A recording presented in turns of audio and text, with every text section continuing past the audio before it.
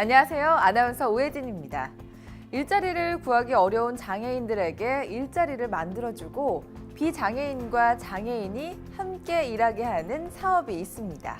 장애인들이 새로운 일자리를 찾아 다양한 경험을 하게 함으로써 삶의 질을 높여주는 2017년 장애인 일자리 사업이 바로 그 주인공인데요. 자, 그럼 지금부터 신청 자격, 교육, 휴가에 대해서 자세히 살펴드리겠습니다. 자, 그럼 출발해 볼까요?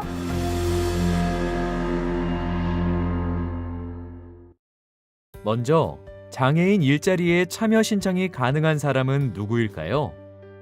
우선 현재 일을 하고 있지 않아야 하고 회사, 카페, 식당 등 사업을 하고 있지 않아야 합니다. 그리고 장애인 일자리에 참여한 적이 없거나 참여했더라도 1년 이하여야 합니다. 또한 1년 이내라도 장애인 일자리 참여 중단 조치를 받으면 안 되며 끝으로 장기 요양보험에서 등급을 받지 않아야 장애인 일자리에 참여할 수 있습니다. 장애인 일자리 사업에 계속해서 혹은 동시에 참여하는 것은 제한되어 있습니다. 하지만 예외 사항이 있는데요. 우선 정부에서 월급을 주는 일자리에서 일주일에 30시간이 넘지 않게 일하고 있다면 중복으로 장애인 일자리에 참여할 수 있습니다. 또한 장애 등급이 1급, 2급, 3급인 중증 장애인이 선발되면 장애인 일자리에서 1년 이상 연속 참여가 가능합니다. 장애인 일자리 사업에 참여자로 선정되면 일을 시작하기 전에 시청, 군청, 구청 또는 복지관 등과 참여 조건 합의서를 써야 합니다. 그리고 일을 하면서 비밀을 말하지 않겠다는 보안 서약서도 작성합니다. 장애인 일자리에 참여하는 모든 사람은 교육을 받습니다. 시, 군, 구청 또는 복지관 등 일하는 곳에 모여서 장애인 일자리를 운영하는 담당 직원의 교육을 받게 되는데요. 교육 내용은 일하면서 꼭 알아야 하는 규칙들에 대한 것입니다. 교육받은 시간은 일을 한 것으로 인정된다는 점도 꼭 기억하시기 바랍니다. 또한 여러분이 근무를 시작하게 되면 매일매일 그날의 근무일지를 써야 합니다. 근무일지는 하루 동안 일한 내용을 사실대로 쓰고 담당 직원에게 확인을 받습니다. 1년 안에 쉴 수 있는 휴가를 뜻하는 연가는 한 달에 한 번 있는데 12개월인 1년 동안 꾸준히 일하면 3일의 연가를 더 쓸 수 있습니다. 아플 때 쉴 수 있는 병가는 1년 동안 10일을 쓸 수 있습니다. 병가를 사용하면 일하는 곳에 의사의 진단서나 병원에서 발급하는 증명서를 꼭 내야 합니다. 병가를 사용할 때에도 연가와 마찬가지로 미리 담당 직원에게 근태 신청서를 꼭 내야 합니다. 일을 못해도 일을 한 것으로 인정해주는 공가에 대해 설명드리겠습니다. 우선 일과 관련하여 국회, 법원, 검찰 등에서 부르는 경우가 공가로 처리됩니다. 그리고 법에 의하여 투표하는 경우, 비나 눈이 많이 오거나 큰 지진으로 버스, 지하철이 다니지 않아 출근을 할 수 없을 경우, 국민건강보험공단에서 안내가 와서 건강검진을 받는 경우, 장애인 일자리 사업 교육, 시상식 등 장애인 일자리 사업 관련 행사에 참석하는 경우, 취업을 하기 위해 상담, 훈련, 교육 등을 받는 경우, 일하는 곳의 공사, 행사 등으로 일을 하지 못하는 경우, 끝으로 국내 대회 및 국제 대회에 선수로 참가하는 경우도 공가로 처리할 수 있습니다. 하지만 훈련 시간은 공가로 인정되지 않습니다. 일을 하다 보면 특별한 날이 있습니다. 이럴 때 쉬는 것을 특별 휴가라고 합니다.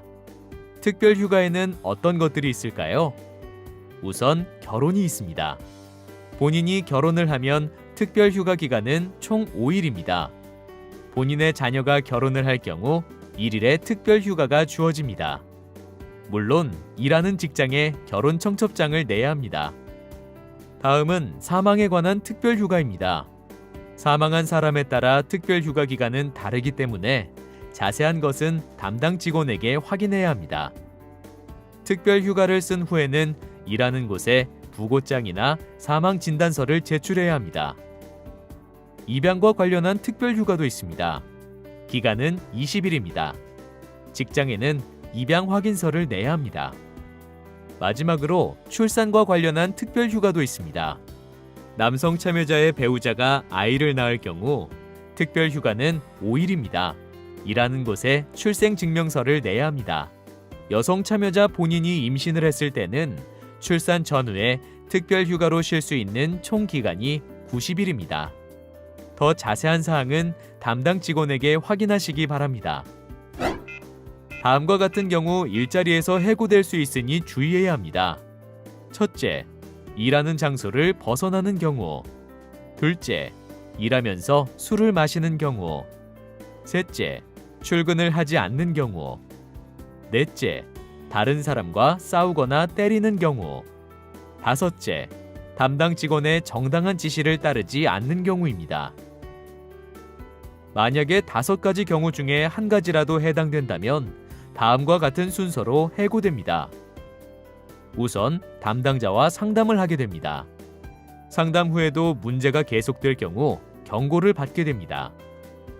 이러한 경고를 2차례 받게 되면 징계위원회에서 회의를 실시합니다. 이후 참여 중단을 알리게 되고 알림 30일 이후에는 참여가 중단됩니다. 이상으로 장애인 일자리 사업 공통부문에 대한 안내를 마치겠습니다. 다음은 장애인 일자리 종류에 대해 알아보겠습니다.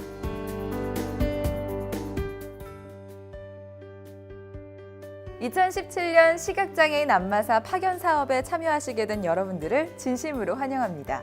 시각장애인 안마사 파견 사업은 안마사 자격을 갖춘 미취업 시각장애인이 노인복지관, 경로당을 이용하는 어르신들에게 양질의 안마 서비스를 제공하는 일자리입니다.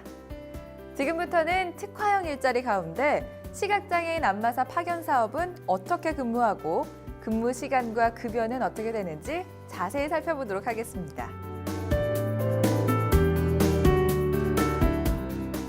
시각장애인 안마사 파견 사업은 2017년 1월부터 12월까지 12개월간 진행됩니다.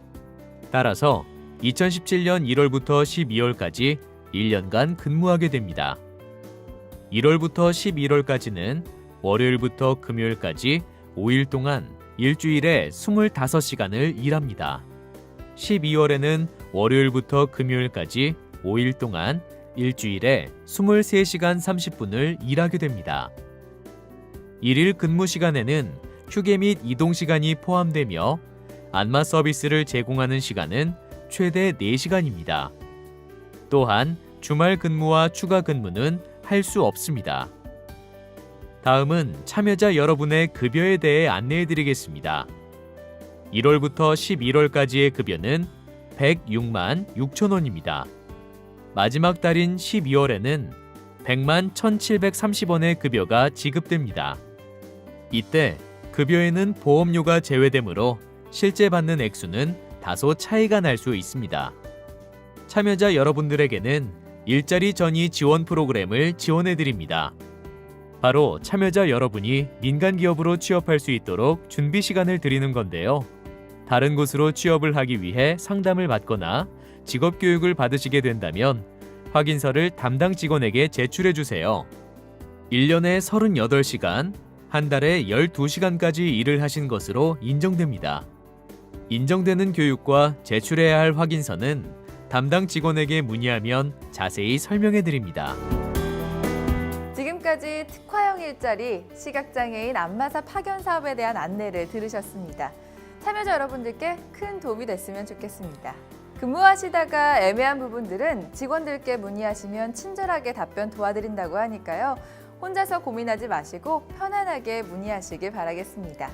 다시 한번 이 영상을 들어보는 것도 좋은 방법이겠죠? 제가 준비한 내용은 여기까지입니다. 경청해주신 여러분 고맙습니다.